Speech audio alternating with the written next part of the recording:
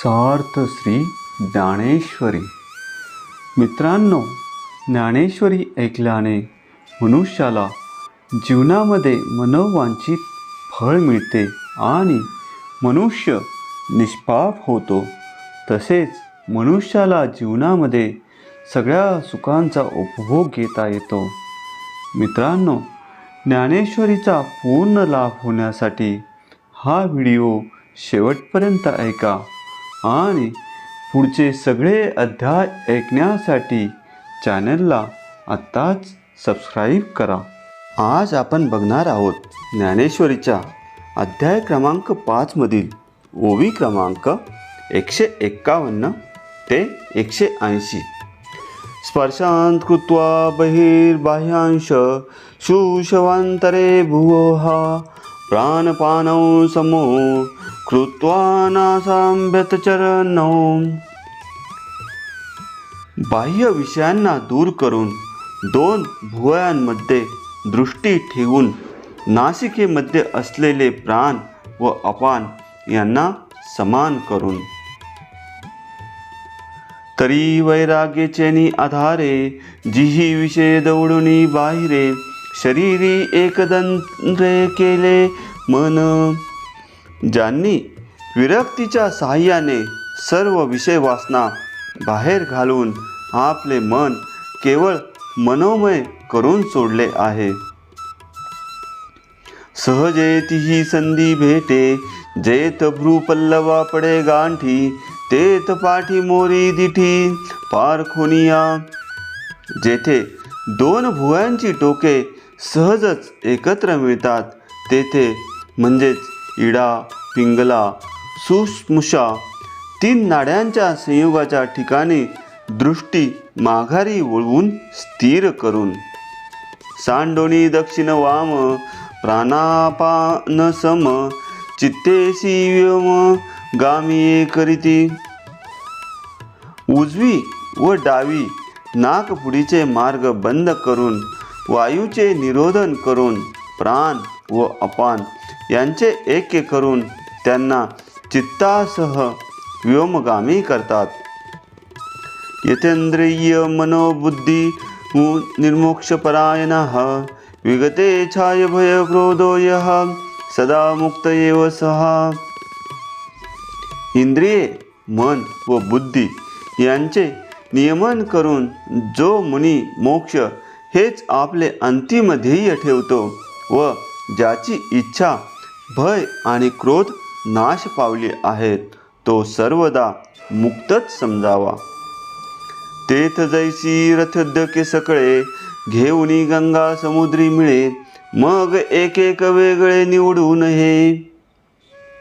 ज्याप्रमाणे रस्त्यावरून वाहणारे पाण्याचे असंख्य ओहोळ आपल्या पोटात घेऊन गंगा समुद्राला मिळते त्यावेळी गटारातील पाणी आणि गंगेचे पाणी निवडून वेगळे काढता येत नाही. तैसी वासनांतराची विवंचना मग अपैसी पारुखे अर्जुना जे वेळी गगनी लयो मना पवने कीजे.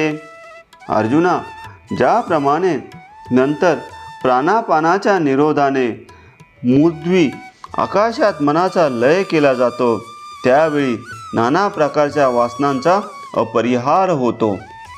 जेथ हे संसार चित्र उमटे तो मनोरूपी पटू फाटे जैसे सरोवर आटे मग प्रतिमा नाही. ज्या ठिकाणी हे संसाररूपी चित्र रेखाटलेले आहे ते मनरूपी वस्त्र त्या स्थितीत फाटून जाते. जसे सरोवर आटून गेल्यावर प्रतिबिंबही आपोआप नाहीसे होते तैसे मनपन मुद्दल जाये मग अहंभावधिक के आहे म्हणून शरीरेची ब्रह्म होय अनुभवितो. तसे या समाधी स्थितीत मनाचे मनपण मुळीच नाहीसे झाल्यावर अहंकारादी विकार कोठे राहिले. तो ब्रह्मानुभवी पुरुष ध्येयधारी असतानाच ब्रह्म बनतो. भोक्तारं यज्ञ तपसां सर्वलोकमहेश्वरं सुहृदं सर्वभूतानां ज्ञात्वा मा शांती मृच्छति. यज्ञ व तप यांचा भोगता, सर्व लोकांचा महेश्वर व प्राणीमात्रांचा मित्र मी आहे. अशा प्रकारे जो मला जाणतो त्याला शांती प्राप्त होते. आम्ही मागाहन सांगितले, जे देहीची ब्रह्मत्व पावले, ते येणे मार्गे आले म्हणूनिया. आम्ही पूर्वी सांगितले की जे याच देहात ब्रह्मैक्याला प्राप्त झाले ते याच मार्गाने आले म्हणून. आणि यमनियमांचे डोंगर, अभ्यासाचे सागर, क्रमोनी हे पार पातले ते. आणि यमनियमादीचे योग साधनाचे अवघड डोंगर, या योगाभ्यासाचे समुद्र ओलांडून ते ज्ञानी पुरुष ह्या पलीकडच्या तीराला येतात. तीही आपण पे करुनी निर्लेप, प्रपंचाचे घेतले माप, मग साचाचे निरूप होऊन ठेले. ते स्वतः उपाधिरहित होतात. मग प्रपंचाची मोजणी करून, म्हणजे त्यास तत्वतः मिथ्या असे जाणून, मग याच देहात प्रत्यक्ष शांत रसच होऊन राहतात. ऐसा योगयुक्तीचा उद्देशू, जेथ बोलिला ऋषिकेशू, तेथ अर्जुन सुधांशू म्हणून चमत्कारला. जेव्हा असे योग मार्गाचे स्वरूप श्रीकृष्णांनी वर्णिले, तेव्हा अर्जुन हा फार मार्मिक श्रोता असल्यामुळे हे नवीनच तत्व ऐकून आश्चर्यचकित झाला. ते देखिलिया कृष्णे जाणितले, मग हसोनी पार्था ते म्हणितले, के ते काही पा चित्त उवाईले, ये बोली तुझे. श्रीकृष्णांनी अर्जुनाच्या मनाची ही स्थिती जाणली. मग हसून अर्जुनाला म्हणाले, आपल्या बोलण्याने तुझे चित्त समाधानी झाले का? तव अर्जुन म्हणे देव, परिचित्त लक्षणांचा राव, भला जाणितला जी भाव मानसू माझा. तेव्हा अर्जुन म्हणाला, देवा, आपण दुसऱ्याच्या तोंडावर उमरणारी अंतःकरणातील लक्षणे जाणण्यात चतुर आहात. त्यामुळे तुम्ही माझ्या मनातील चित्तातील अभिप्राय ओळखला. म्या जे काही विवरुनी पुसावे, ते आधीचे कळले देवे, तरी बोलिले तेची सांगावे विवळ करुनी. मी विचार करून जे काही विचारावे ते देवा आपण अगोदरच जाणले असले तरी आपण जे बोललात ते स्पष्ट करून सांगावे. एरवी तरी अवधारा, जो दाविला तुम्ही अनुसारा, तो पवण्याहुनी पाय उतारा, सोहोपा जैसा. खरे पाहिले तर देवा तुम्ही तो साधन मार्ग उपदेशिला, तो पाहून जाण्यापेक्षा काय पाय उताराने जाणे जसे सोपे. तैसा सांख्याहुनी प्रांजळा, परी आम्हा सारखिया अभोळा, येत आधी परी काही काळा, तो साहोय वर. आमच्यासारख्या दुर्बलांना ज्ञानमार्गापेक्षा अधिक सुलभ सोपा आहे. मग हा मार्ग शोधून काढण्याला जरा विलंब लागला, पण तो सहन करता येईल. म्हणून एक वेळा देवा, तोची पडताळा घेयावा, विस्तरेल तरी सांगावा साध्य तुची. म्हणून पुन्हा एकदा सर्व प्रश्नाचा पडताळा पाहण्यासाठी हाच संपूर्ण विषय प्रारंभापासून शेवटपर्यंत विस्ताराने सांगा. तव कृष्ण म्हणती हो का, तुझ हा मार्गू गमला निका, तरी काय झाले एकी जो का, सुखे बोलो. तेव्हा श्रीकृष्ण म्हणतात, असे आहे का, तुला जर हा साधन मार्ग चांगला वाटतो तर त्याचे विवेचन पुन्हा करायला मी आनंदाने तयार आहे. अर्जुना तू परिससी, परिसोनी अनुष्ठिशी, तरी अम्मासीची वाणी कायसी सांगावयाची. अर्जुना तू ऐकतोस व ऐकून त्याप्रमाणे आचरण करण्याची तुझी तयारी आहे, तर सांगण्याला मीच का माघार घेऊ. आधीच चित्त मायेचे, वरी मिश झाले पडी यंत तयाचे, आता ते अद्भुतपण स्नेहाचे, कवन जाणे. अगोदरच कृष्णाचे चित्त आईच्या अंतःकरणासारखे दयाळू, त्यात विचारणारा हा आवडता अर्जुन कारण झाला. अशा स्थितीत श्रीकृष्णाच्या प्रेमाची ती अपूर्वता कोण जाणेल. ते म्हणे कारुण्य रसाची वृष्टी, की नवया स्नेहाची सृष्टी, हे असो निजे दृष्टी हरीची वानू. श्रीकृष्णांनी जी प्रेमदृष्टी अर्जुनाकडे वळवली तिला काय अमृताची वृष्टी म्हणू की नव्या स्नेहाची सृष्टी म्हणू. कृष्णाच्या त्या दृष्टीचे वर्णन कसे करावे हे आम्हास कळत नाही. जे अमृताची ओतली की प्रेमची पिऊनी मातली, म्हणून अर्जुन मोहे गुंतली निघो नेने. ती हरीची दृष्टी जणू काय अमृताची ओती व पुतळी होती, किंवा अर्जुनाविषयी प्रेमरस पिऊन मस्त झाली होती. म्हणून अर्जुनाच्या प्रेमात अशी अडकली की तिला तेथून बाहेर निघण्याचे कळेना. हे बहु जे जे जल्पी जेल, तेथे कथेची फांकू होईल, परी ते स्नेहरूपा नयेल बोलवरी. परंतु याचे जो जो वर्णन करावे त्यामुळे कथा विस्तार लांबेल, परंतु ते प्रेम म्हणजेच श्रीकृष्णाच्या प्रेमाचे स्वरूप, भावाचे खरे शब्दचित्र कळणार नाही. म्हणून विसुरा काय येणे, तो ईश्वरू आकळावा कवने, जो आपले मान नेणे आपणची.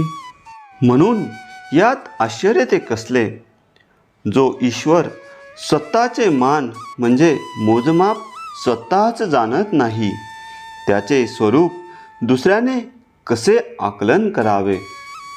तरी मागिला दोन्ही आतू, मज गमला सावियाची मोहितू, जय बलात्कारे असे म्हणतू परीस बापा. तर सहजच कृष्णाच्या मागील बोलण्याचा अभिप्रायावरून असे वाटते की देव अर्जुनाच्या प्रेमात गुंतले आहेत, कारण त्या अर्जुनाला आग्रहाने अरे बाबा ऐक म्हणून म्हणत होते. अर्जुना जेने भेदे तुझे का चित्त बोधे, तैसे तैसे विनोदे निरूपिजेल. अर्जुना, ज्या ज्या प्रकाराने तुझ्या मनाला उमज पडेल त्या त्या प्रकारे मी आनंदाने निरूपण करील. तो काही सया नाम योगू, तयाचा कवन उपेगू, अथवा अधिकार प्रसंगू कवना येथ. तो योग कशाला म्हणतात, त्याचा उपयोग काय, या योगात अधिकार प्राप्ती होते म्हणजे येथील अधिकारी कोण. ऐसे जे जे काही उक्त असे ये ठाई, ते आगवेची पाही सांगेन आता. या प्रकारे जे जे काही या बाबतीत म्हणजेच शास्त्रात सांगितलेले असेल ते सर्वच मी तुला आता सांगेन ते पहा. तू चित्त देऊनी अवधारी, ऐसे म्हणून श्रीहरी बोलिजेल ते पुढारी कथा आहे. तू मात्र लक्ष देऊन एक असा प्रस्ताव करून श्रीकृष्ण काय बोलले ते पुढील अध्यायात आहे. श्रीकृष्ण अर्जुनासी सांगू, न सांडोसी सांगे न योगू, तो व्यक्त करू प्रसंगू म्हणे निवृत्तीदासू. आता मी निवृत्तीदास ज्ञानदेव श्रोत्यांस सांगतो की प्रपंच न सोडता योग साधण्याचा उपदेश श्रीकृष्ण अर्जुनाला करतील तो प्रसंग स्पष्ट करून कथन करतो. इति श्रीमद्भगवद्गीतासूपनिषत्सु ब्रह्मविद्याया योगशास्त्रे श्रीकृष्ण अर्जुन संवादे कर्मसन्न्यास योगनाम पंचमोऽध्याय. इति श्री पंचमोऽध्याय. श्लोक 29 ओव्या 180. अशा प्रकारे ज्ञानेश्वरीचा अध्याय क्रमांक 5 समाप्त झालेला आहे. आता आपण पसायदान घेऊयात. आता विश्वात्मके देवे, येणे वाग्यज्ञ तोषावे, तोषोनी मज द्यावे पसायदान हे. जे खळाची व्यंकटी सांडो तया सत्कर्मी रती वाढो भूता परस्परे पडो मैत्र जीवांचे दुरितांचे तिमिर जावो विश्वसधर्म सूर्य पाहो जो जे वांचिल तो ते लाहो प्राणी जात वर्षत सकळ मंगळी ईश्वर निष्ठांची मांदी याळी अनवरत भूमंडळी भेट तू भूता चला कल्पतरूंचे आरव चेतना चिंतामणीचे गाव बोलते जे अर्णव पियुषाचे चंद्रमे जे लांछन मार्तंड जे तापहीन ते सर्वाही सदा सज्जन सोय रे हो तू किंबहुना सर्व सुखी पूर्ण होनी तिही लोकी बजिजो आधी पुरुखी अखंडित हानी ग्रंथोपजीविये विशेषी लोकी इये दृष्टादृष्ट विजय हो आवेजी एथ म्हणे श्री विश्वेश्वरावो हा होईल दान पसावो येणे वरे ज्ञान देव सुखिया झाला येणे वरे ज्ञान देव सुखिया झाला येणे वरे ज्ञान देव सुखिया झाला. मित्रांनो, पुढील अध्याय ऐकण्यासाठी चॅनलला आत्ताच सबस्क्राईब करा.